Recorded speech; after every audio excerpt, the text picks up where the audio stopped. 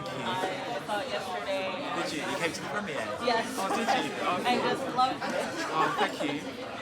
So I wrote my review late last night, early this morning. Yeah. Oh, I'm a thank you. fan. Thank you.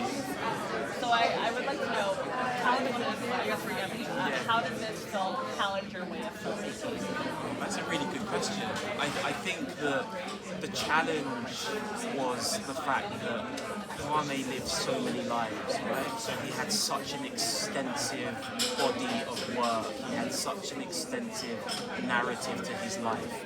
And I think the challenge was, how could we fit that all into the film? It's impossible. If this was a TV series, it would be 3 or 4 parts because his life was so interesting and complex and journeyed. So I think that was definitely a challenge. But I think between us and also Otto, who was the co-writer and editor of the film, and the Wimbo in the edit, we worked really hard sort of like trying to sort of like make sure that it was a cohesive, compelling narrative story that sort of like sustained over like 95 minutes. You know? So the challenge initially was just like too much story. There's so much, we can't fit it all in. So that was the challenge. Okay, yeah, I mean, 500,000 pictures, Exactly. I think I heard. Yeah. Exactly. Amazing. Yeah. So Joanna, I have to ask you, and I'll ask you as well, but what does, telling empowering Black stories mean to you, and how important is it today? I mean, it's incredibly important. I think that researching Kwame's life and the work that he did and just what he's focused on just showed that what our focuses are in his present age are not new. It was just like really heartening and really emboldening for me to see that someone who was born in the 30s and created the bulk of his work in the 60s and 70s and having so many connections that me and my friends do. It's just this is not new work, so it's a past and a path for us already. So I think it's really important to highlight that and show people that. Yeah. Do you have anything to add to that? No, that's incredible. Yeah, what she said. So one of the, I had never heard of Kwame before this film. Yeah. And that moment when Jesse was talking about how he puts art, like black art, in all these like scenes and things, I watched Raising Out and literally just, I've seen that artwork and I'm like, the connection was like, oh my god! That's incredible. So I'm wondering, like, were there any photos that you saw where you had that's him, like, moment? Yeah, like I guess, well, not necessarily photos, but there was like a piece of archive that ended up in the film that our editor Otto spotted in Rumble in the Jungle when we were kings, and it was the Muhammad Ali scene where like Muhammad Ali's just walking and then Kwame's on the side of frame, and like Otto was like, oh my god, that's him, with Muhammad Ali, and that was the moment, like so we bought the Blu-ray and like we sort of like, that's actually him, he was there, so.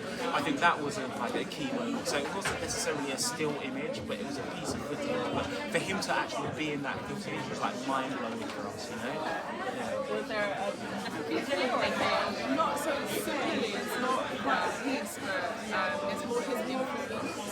So I was obviously very familiar with Rihanna's Fenty line.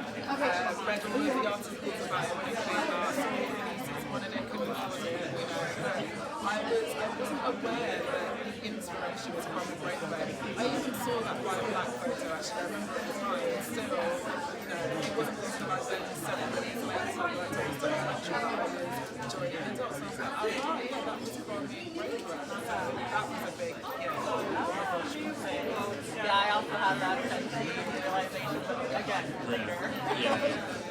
Can you talk about just like the family dynamics that you kind of witnessed between, Kwame Jr. and,